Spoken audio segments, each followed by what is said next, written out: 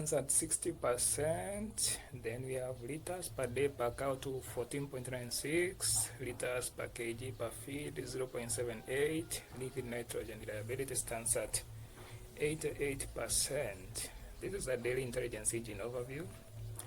This dashboard designed to help dairy farmers from the first conception to liquid nitrogen reliability.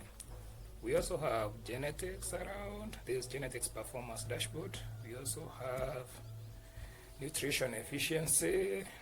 We also have animal health and outcomes, the cold chain, then the farmer segment. What you see is an example of what data can do to your business. For example, when we say about data intelligence engine overview, we clearly connect from the first step, from where a farmer has artificial insemination of their cows, to conception, to calving, then to the health of the cows, then to the cold chain, and much more. What you're about to see is the entire story from conception to calving and to health of your cows. And on the right, the general structure of the dashboards stands to be on the left. You see the slices. For example, you have the breed. You can see we have the Asher, the Frisia, the Jersey, the Gassi, the Zebu. We also have the location. This is where the farmers came from. We have the Eldoret people, the Embu, the Kakamega, and much more. And the key performance indicators stands at conception date, which stands at 60%. This shows we simply, out of around 500 cows which were artificially inseminated, 60% of them were able to conceive. Then liters per day per cow, we also track how many liters per day do our cows produce. This directly from the food we give the foods we give the cows, from the healthy care we give the cows. We do track all that data. We also have liters per kg per feed. We simply want to see how each kg of feed we give our cows, what does it produce? How many liters of milk can we directly link to the food we give the cows? Then for the liquid nitrogen reliability, this has to do with the artificial insemination. The sperms, where are they stored? Where are they nourished, for example? We use the liquid nitrogen, which is used as a preservative. And we can see it has standards and rules which govern how it behaves, and we have compared to an extent about 88%. You can see the yield uplift per county. Here we are simply seeing how each county or each geographical location, for example, the people of Embu were able to produce about 15.3 liters of milk, that is per cow. The people of Kisumu 15.2. Generally, the gap is not so big. We have kind of a batch, with the smallest being the Meru with 14.6. There's nothing much to see here, but we have a stable kind of production. This is the average liters per cow, around 15.3 in Embu, with the smallest Meru being 14.6.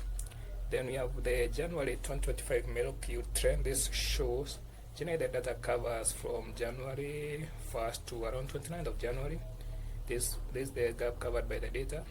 We have the trend, how it went. We have some hikes, the peaks, and the lows. Like 26th January was the lowest of all, which equally matches to this 1st of January. And you can clearly see how the trend was. You can also slice deeper using deeper colors. For example, this is the trend for the people of Nakuru. This is the trend for the people of Nyeri. This is the trend for the people of Embu. Well, I think the Embu people are the best kind of a curve, where we have the peak at about 25th of January, where we had about 19.90 liters per cow. We also have the genetics. For the genetic performance dashboard, here we see about the artificial insemination attempts, the conceptions, and the calvings. For example, in the month of January alone, we had about 500 artificial insemination attempts, 500 of them. That means around 500 cows were artificially inseminated. We had 305 conceptions. This points back to the 60% we said. Around 60% of them conceived, and 302 were able to give healthy calves. That means we only lost about 3 cows which had conceived but did not calve. The same story continues. We have 500, we have 305 and 302. Then we see by breed. The yield by breed is shows how much milk did they produce by breed. For example, we have the Zebu cows around 15.1, the Asha around 15.1 also, and the Jersey 14.9. So the trend generally is somehow stable around 14.8 to 15.1. That's not bad for per cow on average. Then you can also slice using the breed. That's the Asha. You have the Gase. And still you can see as you slice, the data flows according to the slicer you use. For example, for the Asha, we have 98 attempts, 62 conceptions, 61 calving. That means for the Ashas alone, we lost only one calf or one mother to the calf. And simply it stands around 60%. From 90 to 62, yeah, we had about 60%. For the Zebu had the highest number of AI attempts, which about 117. Also, you can slice using the locations. For example, the people of Eldoret, 42. You can see how the data flows as we slice deeper. Still, you can slice using the time range. For example, these times from date 1 to date 17. You can still see how the data flows. Exactly. Apart from genetics, we also have the nutrition efficiency. This has to do with the feeding of the cows. How efficient was our feeding with the cows? For example, you can see this cost per liter as a key performance indicator. Average feed intake per day, then the feed cost per cow. Cost per liter, it simply shows how the cost of milk per liter, what was the cost incurred in producing a liter of milk. For example, here we had around 9.55 Kenya shillings as the cost incurred for 1 liter. For you to produce 1 liter of milk, you incurred a cost of 9.55 Kenya shillings. The average feed intake per day, this shows in kilograms the amount of food an average cow was taking per day. Then the feed cost per cow, now the feed cost per cow divided per cow, it stands to about 1.44K. Of course, this is in Kenya shillings. And you can also slice further using the feed type. We have the hay. We can see the hay was slightly lower. Feeding the cows with the hay was slightly lower, but still you can see also the cost per liter by feed program, 6.2. Also, we were able to track the animal health outcomes. For example, the key performance indicator stands at total health incidences. We had about 153 incidences. This has to do the reported health cases. For example, when cows were sick, when the dairy goats were sick. Then we have the mortality rate. This stands to be how many out of the sick ones, how many were able to succumb from the sicknesses. We also have the recovery rate. The recovery rate stands out to be how many from the total incidences. For example, 153 here, how many were able to recover. For example, on average, this is Nakuru, let's take the total. In total, we had about 900 total incidences for the entire month. The mortality rate stands at that is 7.11%. Then the recovery rate also stands to be that 1.22%. That means out of 900 total incidences, we had that is 7.11, which succumbed to the incidences. We also had a recovery rate of about that 1.22%. Then you can go deeper using the location. For example, Meru, which is my place, we had a total of 92 incidences. Then the mortality rate was 47.83%. That's high. Then recovery rate was 23.91. From this we can see we have a problem here. When the mortality rate is about 47.83%, that means the recovery rate stood at 23.91. So out of the total incidences, we had more deaths than recovery. This says maybe our animals are not healthy. We need to reconsider the kind of foods we are giving to them. Also, that was for Meru. We also had, you can slice with using the breeds. For example, Asha. In the Asha breed, we had total incidences standing at 151. Then the mortality rate was 39 and 22% as the recovery. Still, we have the same problem. the mortality rate is higher than the recovery, so we have a problem there. You can also slice, that was for the Asher in the breed. For the Zebu stands at 37 and 32. For the Gasses stands at 30, 35. Frisian starts at 32, at 50. This is better. We have the mortality at 32 and the recovery at 35. This is at least we have more recoveries than the mortality rate. That's better. For the outcomes, tracing the outcomes, you can see they died. These are the animals which succumbed. So the recovery, we don't expect anything in the recovery. We have about 65 of them succumbed. That is on the Frisian alone. For the total number, with 334 succumbed. Also, for the ones which recovered, stands to be 281. So generally, we have a problem because the total number of animals which recovered is less than the animals which succumbed to the incidences. So that's a problem. Also, we have the cold chain. The cold chain reliability report. This shows how reliable is our cold chain. Simply, the cold chain is the full chain which is supposed to artificial insemination. For example, where the sperms are stored, from where they are sourced to how reliable they are, how cold the temperatures are, how is the average level field, how is the compliance percent, the total alarms. The alarms has to do, and maybe we don't have nitrogen, or maybe the chains have got the temperatures on the unsustainable levels. That's when we have the alarms. Also, we have the depot where they stored. For example, we have depot 1, depot 2, all the way to depot 5. And generally, we have total alarms standing at 18. This has to do with the stockouts. Maybe the stockers ran out, also or maybe the temperature has gone to unsustainable levels. That's when we have the alarms, and this stands to be 18 in total.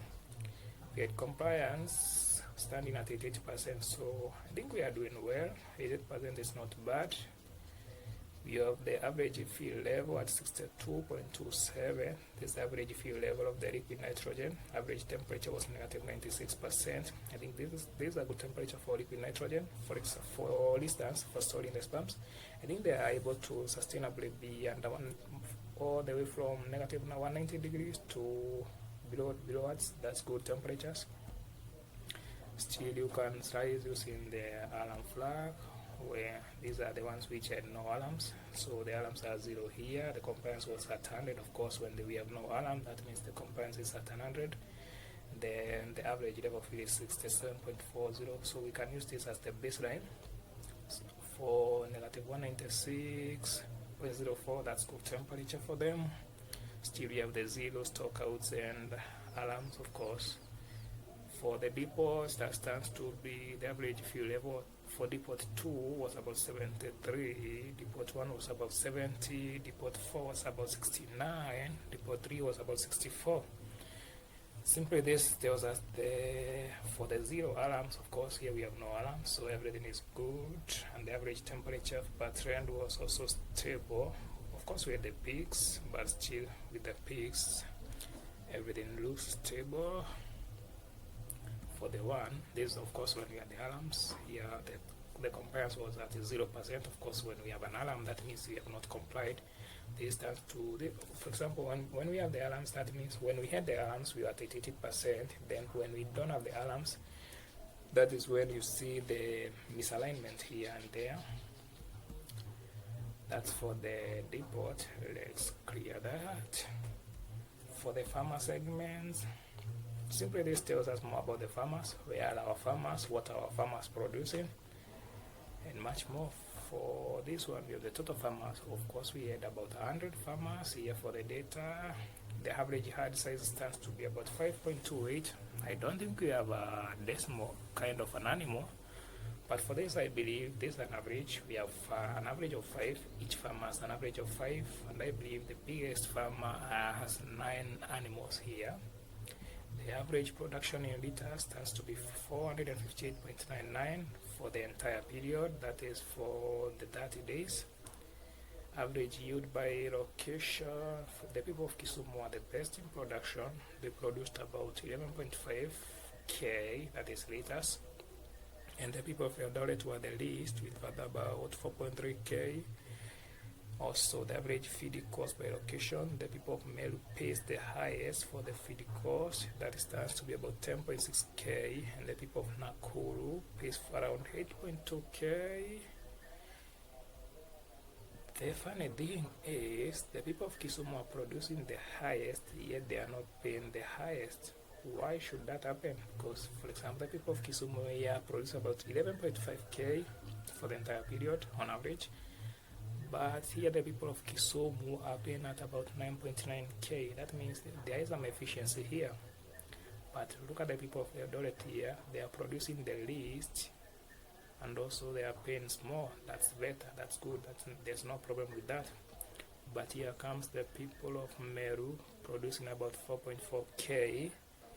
But on the other side, they are the people who are paying the most. So here we have a problem.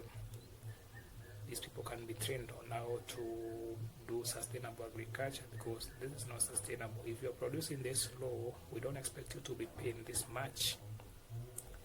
So basically, this dashboard shows everything the farmer or even the companies which deal with this kind of products, the animal feeds, the liquid nitrogen, the artificial insemination, the companies which buy the milk, the companies which use the milk produced by farmers. It simply shows them what they can do. For example, they can get the best insights from this dashboard here. They can see how they are performing, so they have the best places of optimization.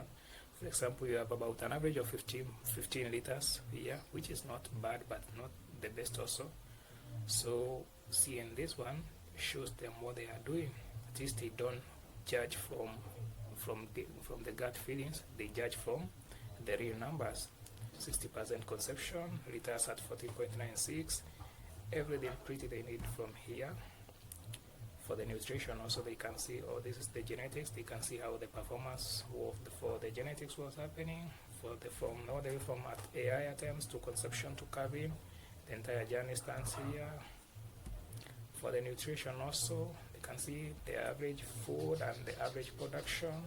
For example, for these ones here, you can see where the match production was, which was the average food taken there.